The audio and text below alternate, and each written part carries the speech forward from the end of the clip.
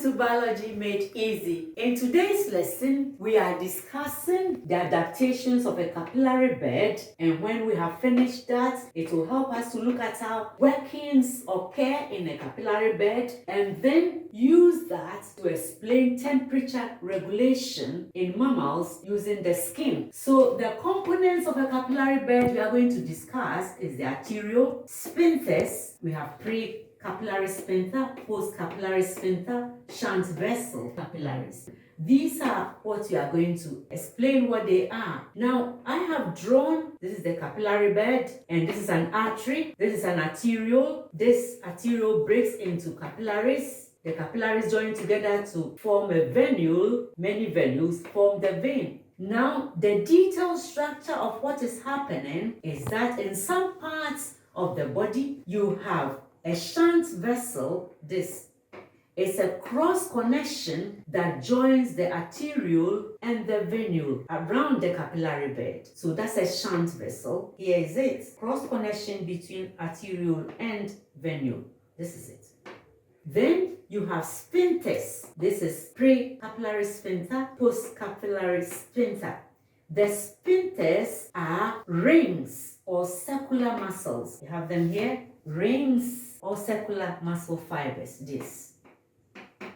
This arrangement with the shunt vessel occurs in some capillary beds. You have this pre-capillary sphincter, post-capillary sphincter in most capillary beds. And you know the capillary bed is a network of blood capillaries that nerve tissues, where every cell is not more than 2 micromillimeters from a capillary. We discussed these in detail in our last lesson in capillaries. Now, what is the function of the arteriole? The function of pre-capillary sphincters, post-capillary sphincters, and the shunt vessel. We know the function of the capillaries is that they are so tiny that blood flows so slowly in them so that cells can have nutrients and then waste can also be passed on, because blood flows so easily that substances diffuse from the capillaries into the intercellular spaces to form tissue fluid, and then they will go into the cells. We've discussed this already. Now, what is the function of the arteriole and the things we have listed? If I draw this as an arteriole,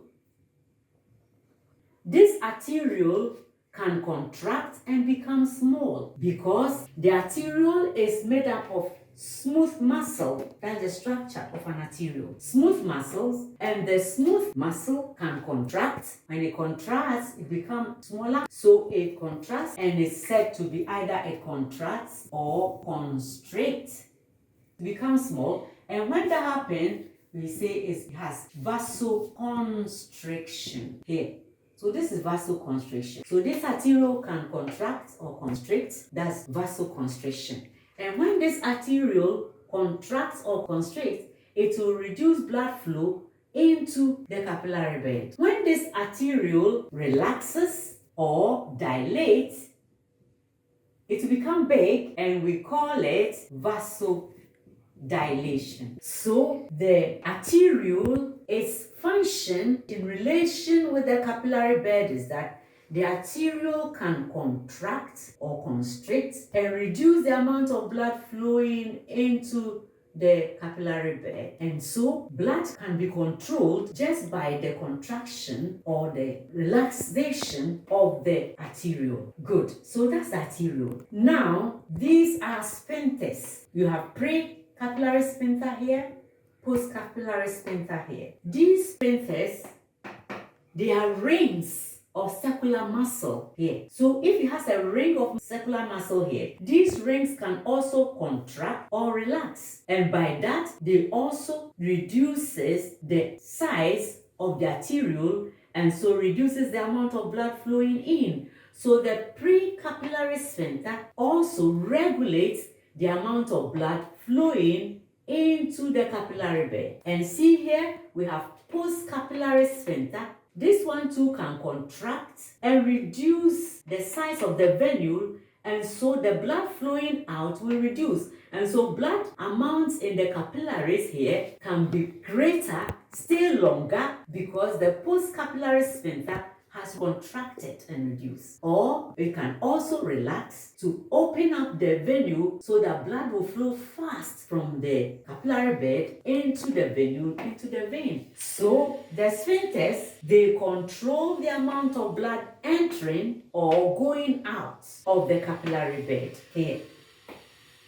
So, besides that, you have this shunt vessel. This shunt vessel is a cross connection between the arteriole and the venule. And this shunt vessel is found in some parts of the body, e.g. in the skin of mammals. This shunt vessel, what it does is that it regulates the amount of blood also flowing in the capillary bed, such that when it dilates, it will allow more blood to flow from the arteriole straight into the venule, so that the blood flowing into the capillary bed will reduce. And then when it constricts, so let's look at it like this. If it dilates, it will become big. So instead of the blood flowing into the capillary bed, more blood will rather flow into the shunt and then bypass the capillary bed into the vein. Then when this shunt vessel constricts, it means more blood will flow into the capillary bed. That is the function of the shunt.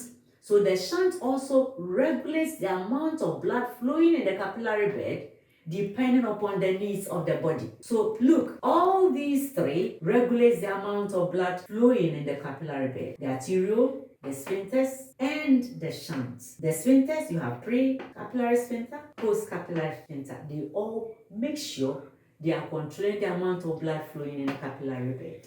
So the adaptation we are looking at is the adaptation to control the amount of blood entering or leaving the capillary bed. We can look at the example of this in temperature control as far as the mammalian skin is concerned. Well, I hope the structure, description, and functions of the arteriole, sphincters, and shunt vessels, as I discussed it, you took note of them here. Now I want to look at how these structures we have talked about enable temperature regulation to go on in the body, specifically the skin. Well, this drawing and this one, the same, but turned in a way. This is in the skin, and look at it. We have the artery is here. Here is the artery. This artery breaks into an arteriole. That's the arteriole. The arteriole will break up into capillaries. The capillaries join to arterial end of the capillaries.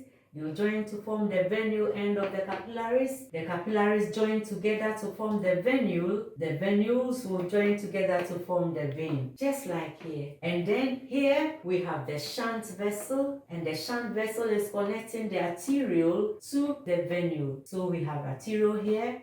We have this shunt vessel that is connecting the arteriole and the venule. And then we have the sphincters. You have the pre-capillary sphincters here. You have pre-capillary sphincters here. Post-capillary sphincters. Post-capillary sphincters here. So this drawing and this one, they are the same. Well, we have it in the skin. As you can see, the skin, the capillaries are quite close to the surface of the skin. And so this is the capillaries. The workings that we discuss here are here. When the body temperature is high, the body is hot. Heat must go out of the body, and the skin surface produces a lot of heat that goes out by convection and radiation, etc. So when the body is hot, more blood should flow to the surface of the skin into the capillaries.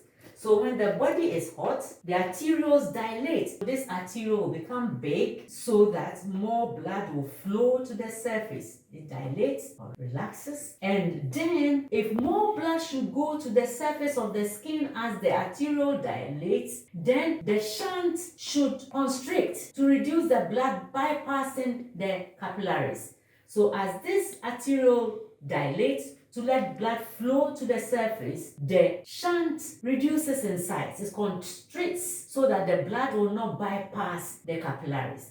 So you see, arterioles dilate, vasodilation to increase blood flow to the surface of the skin. The shunt vessels constrict to reduce blood that bypass the capillaries. And so, as plenty of blood flows here, heat is lost by radiation, convection, etc. When the body temperature is low, heat must be conserved in the body. And if heat must be conserved in the body, it means not more blood should flow to the capillaries in the surface of the skin. And so arterioles will constrict, they will reduce in size so that not much blood will come. And the little blood that is flowing to come, this shunt vessel, will also dilate so that more blood will flow and bypass the capillaries. You don't want blood to come to the capillaries, which are on the surface of the skin, for heat to be lost. So the arterioles will constrict. This shunt will dilate to take the blood away from the capillaries. So not much heat is lost